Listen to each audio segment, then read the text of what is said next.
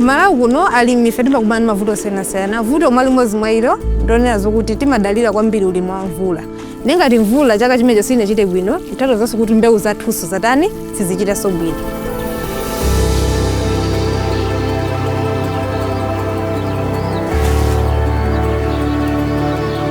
Komanso tikapita ku ulimi wanthirira, tilibe kuthekera kwambiri kuti tipange ulimi wanchani wanthirira. Chifukwa chokuti timapanga mpamala pang'ono aochepa, nanga sikuthirira kwake timathirira ndi maotalinkeni kapena mabaketi. Izizi zimabweretsa chipinjo kwambiri, foti nthawi zambiri azimayi ndi amene amakhala kuti mwina akagwira ntchito imeneja yomwe imafuna mphamvu zambiri. Ndi zimene zimapangitsa kuti anthu asakwanise kukhala ndi malo akulu oti alime chimanga kapena mbewu zina kuti atani athirire. Kukula kwanga, makolo anga anali alangizi za ulimi. Ndinapezeka zoti ndinapita ku skulu ya ukachenjede Uluwana Bunda kampasi omwe ndakaphunzira za ulimiso za agriculture. Kumene kuti ku skulu tinalenso ndi makosi ena omwe amapanga za ulimi wachani wanthirira. Ndi chikhumbokhumbo changa chinacho kuti ndikhale ndi business, ndikhale entrepreneur, ndisolve mavuto omwe timakumana kuno ku Malawi ngati alimi.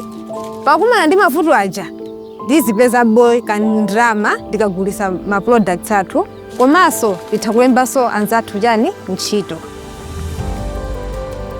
Business idea yanga ndiyo automated drip irrigation kit.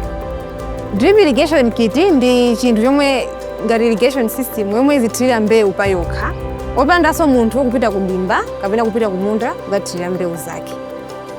Drip irrigation kit ni magawo osiyanasiyana. Gawo loyamba ndi water tank, pakali pano tikugwiritsa ntchito ngati bucket momwe makhala madzi ngati mosungiramo madzi. Madziwo kuti akafika kumene madzi popedwa ndi pampu kuchokera ku mphamvu ya dzuwa solar yomwe izibweretsa mphamvu kuti ipope madzi pite mu tanki.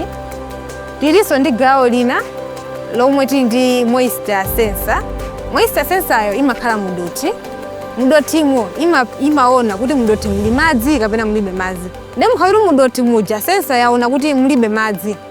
Mota ija izitsegula vavu kena kamadzi azitani azipita kukathirira chani mbewu. Ngati madzi alimo okwanira mudoti mwathu, mota ija itani itseka kena kamadzi satani satulukanso. Nali ndi malingaliro amenewa opanga automated drip irrigation kit. Komano pandekha sindinakakwanisa. Nditachita mwayi kuti ndasankhidwa kukhala ngati mmodzi wa incubate wa Zantchito project yomwe ikupangidwa ndi akumzuzu ihabu. Tinalandira ma training osiyanasiyana.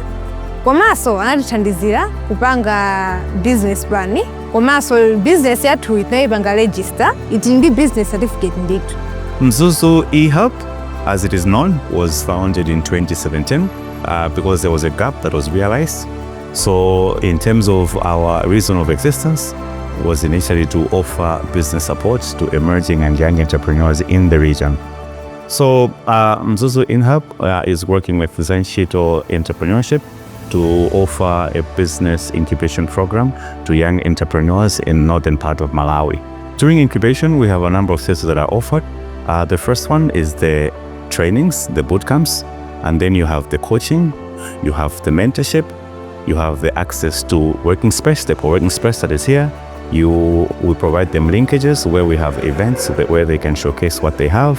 At the same time, we provide them access to some finance in terms of seed capital. One of the key elements of the pre-incubation is the prototyping, is where we are asking the incubates to translate their ideas into a product, something that they can take on the market, test the market, get the feedback. That will be very instrumental in perfecting it to become a product that is viable and can compete on the market.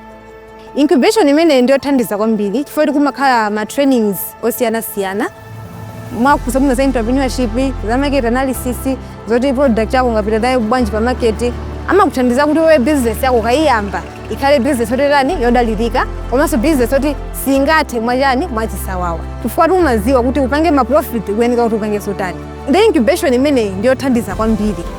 Product yathu ithandiza kwambiri alimi kuno ku Malawi, kwambiri alimi ang'ono, alimi akuluakulu amene tikupanga ma mega farm panopa kuti tithe kuthirira mbewu zathu zambiri pa nthawi yochepa. Ithandiza kuti mbewu zathu zikule bwino, zikhale ndi mazotani okwanira, ndicho lika kuti zikhale ndi zokolola zotani zochuluka.